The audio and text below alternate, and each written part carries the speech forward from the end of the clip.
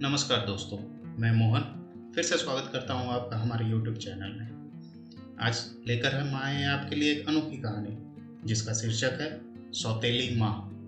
तो आइए शुरू करते हैं आज की कहानी। नव्या बचपन से ही बहुत जिद्दी थी। बिन माँ की बच्ची थी, इसलिए सब लोग उसे संभालते थे। दादी की तो लाडली थी। उसके पापा सचिन की दूसरी शादी करने का प्रयास चालू था, पर यह 7 साल की बच्ची कुछ ना कुछ करके अपने पापा का रिश्ता जुड़ने नहीं देती थी। उसकी दोनों नानी और दादी उसे समझा समझा कर थक गई। बेटा, सभी सौतेली माँ बुरी नहीं होती, और हम है ना, तुम्हें अगर तकलीफ दी तो हम उस पर चिल्लाएंगे, डांटेंगे। लेकिन उसके मन में बार बार डर आ रहा था कि सौतेली माँ मुझे तकलीफ देगी, पापा भी उसका ही सुनेंगे, और उसकी माँ की आखिरी याद मतलब उसका मंगलसूत्र वह भी उस सौतेली माँ को दे देंगे, ऐसा उसे लगता था। सभी को टेंशन हो रहा था कि उसे कैसे समझाएं। उसकी माँ मतलब सुनीता एक एक्सीडेंट में 2 साल पहले इस दुनिया से चली गई। तब से लेकर अब तक उस बच्ची को सभी संभालते थे, पर उसकी यह जिद जरा ज्यादा ही थी। कैसे बताएं अभी इसे। उसकी दादी ने उनके ही मौसेरा भाई की लड़की पसंद कर ली थी। उसकी भी शादी होकर तलाक हो गया था और उसे एक लड़का भी था, पर यह बच्ची सुनने को तैयार ही नहीं थी। वह लड़का है, मतलब उससे ही सब प्यार करेंगे, मुझसे नहीं, ऐसा मन में वहम बिठाए वह इस शादी को नहीं होने देगी, ऐसी जिद पकड़कर बैठी थी।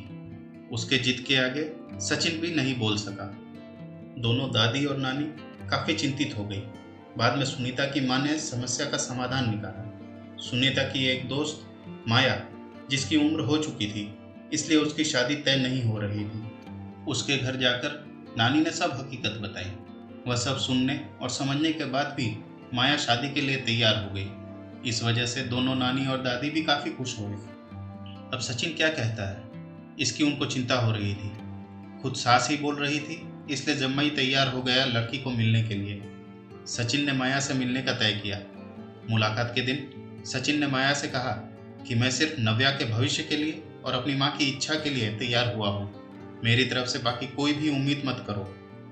यह सुनते ही बहुत बुरा लगा माया को, पर कितने दिन घर वालों के ताने सुनूं, इसलिए माया तैयार हो गई और शादी भी हो गई।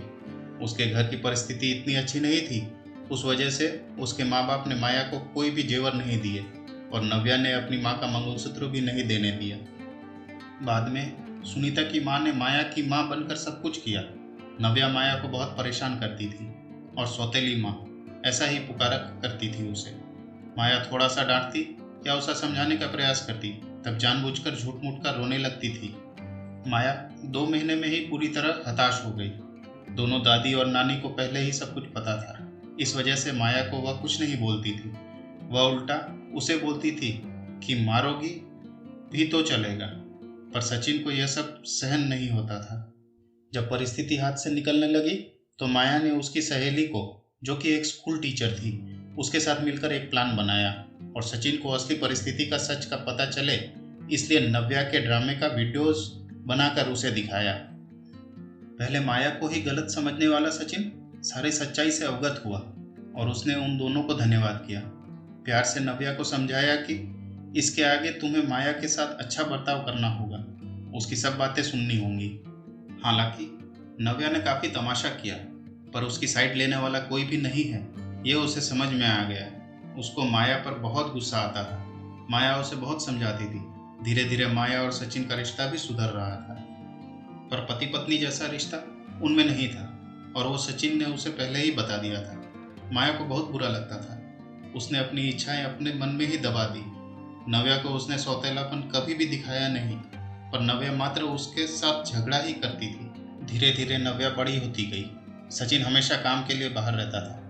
माया नव्या के लिए हमेशा तत्पर रहती थी। उसने नव्या को बहुत प्यार से समझाने की कोशिश की, पर माया को हमेशा असफलता मिलती।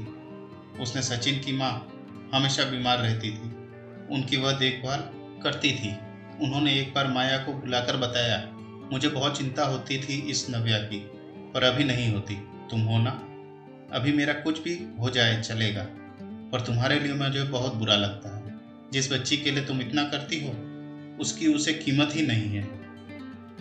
तभी माया मुस्कान के साथ बोली, नव्या को देखते हुए बोली, उसने मुझे हमेशा गलत ही समझा। हमेशा की तरह नव्या ने माया से बहुत झगड़ा किया। सचिन के घर पर आते ही उसको सब झूठ बताया, पर उसने भी नव्या को ही सुनाया। गुस्से से नव्या ने खाना भी नहीं खाया।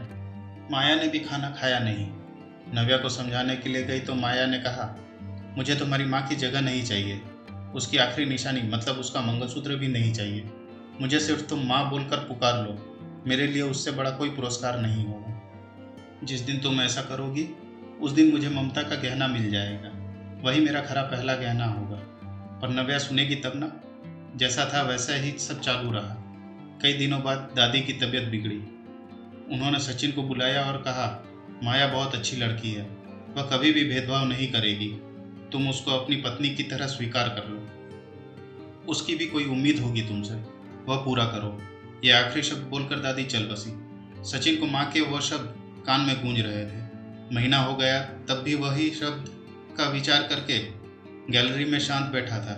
उतने में माया ने खाना खाने के लिए आ रहे हैं या नहीं ऐसा बोलकर बुलाने आई। सचिन का सब्र का बांध टूट गया। वह माया के गोद में सिर रखकर बहुत रोने लगा। आज 5 साल बाद पहली बार सचिन ने माया को छुआ।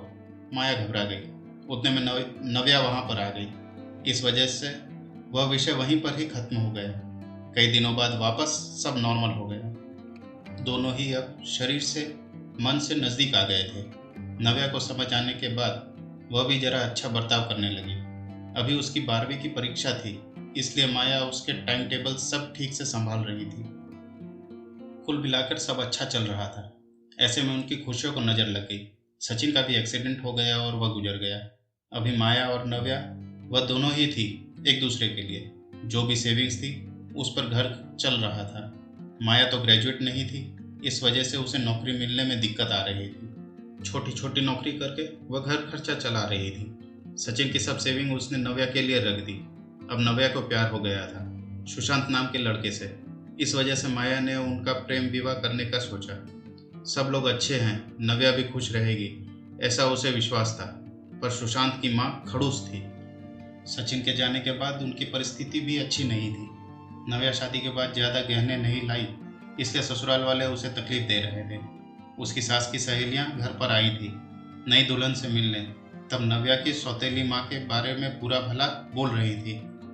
सौतेली माँ है ना, इसलिए ऐसा जानबूझकर किया होगा। सब कुछ खुद के लिए रखा होगा और बेटी को लंका की पार्वती बनाकर सिर्फ मंगलसूत्र पहनाकर भेज दिया। और हंसने लगी। अभी उसका खुद पर का नियंत्रण टूट गया। मेरी माँ की आखिरी याद मतलब यह मंगलसूत्र है। जो मेरी इच्छा थी कि मैं ही इसे पहनूं। यह मंगलसूत्र मेरी माँ का आशीर्वाद का हाथ है और मेरी माया माँ को बुरा भला बोलने का तुम्हें कोई भी हक नहीं है। आज वह है इसलिए मैं हूँ। उन्होंने मुझे अच्छे संस्कार दिए, डिसिप्लिन सिखाया, संयम और बड़ों का सम्मान, यह सब बातें कोई भी उम्मीद न रखते हुए सिखाया। पापा के जाने के बाद भी उन्होंने कमाए हुए एक पैसा भी खुद पर ना खर्च करते हुए सब पैसे मुझे दिए। कभी भी सौतेलापन उन्होंने मुझे नहीं दिखाया। मेरे लिए उन्होंने खुद का बच्चा तक नहीं होने दिया, पर मुझ पागल को कभी यह समझ में नहीं आया। उन्होंने मुझे सिर्फ और सिर्फ प्यार किया। मुझसे उन्हें एक ही चीज़ चाहिए थी जो मैं कभी नहीं दे पाई। सब औरतें एकदम सोच में पड़ गई कि आखिर वह कौन सा चीज़ चाहिए थी। उन्होंने नव्या से पूछा उन्हें क्या चाहिए था। सच में बहुत महंगा गहना होगा, इसलिए तो उसने इतना एडजस्ट किया होगा। बातचीत हो रही थी तब वहाँ माया आई और औरतें खुसर खुसर करते हुए हंसने लगी। माया मन में डर गई। नव्या ने ऐसा क्या किया होगा, ऐसा क्या किया जो ये सब औरतें उसे देख रही हैं। तभी नव्या ने माया को गले लगाकर प्यार से माँ बुलाया। दोनों माँ बेटी सब भूलकर एक दूसरे की बाहों में गुम हो गई। औरतें जब कानाफूसी कर रही थी कि तभी नव्या बोली, आप सबको वह गहना देखना था ना, यही माँ बुलाकर ममता का गहना उसे चाहिए था। माया को तो रोना आ रहा था। दोनों सचिन और दादी के फोटो के सामने खड़े रहकर उनको हाथ जोड़कर खड़े थे। नव्या ने उनसे माफ़ी मांगी और माँ को कभी खुद से कभी दूर नहीं करूँगी ऐसा वचन दिया। दोस्तों, समाज में कई गलत बातें, भावनाएं बनी हुई होती हैं जो जाने अनजाने बच्चों तक भी पहुंच जाती हैं। हमें बच्चों को और खुद को भी इस बात को समझाना होगा कि हर पुरानी बात पूरी तरह या हर किसी के लिए सच या एक समान नहीं होती है। किसी एक का सच दूसरे के लिए झूठ हो सकता है, इसलिए किसी भी बात को अपने दिल दिमाग में बिठाने से पहले उसकी सत्यता की कसौटी करना बेहद जरूरी हो जाता है। तो दोस्तों, कैसी लगी आज की ये कहानी? कमेंट बॉक्स पर कमेंट करके जरूर बताएं।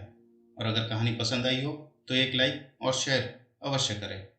और अगर चैनल पर आप पहली बार आए हैं तो चैनल को सब्सक्राइब कर लें और बेल आइकन को भी प्रेस करके ऑल नोटिफिकेशंस को ऑन कर लें, जिससे कि हमारे आने वाली हर एक कहानी की सीधी नोटिफिकेशंस आप तक पहुंच सके।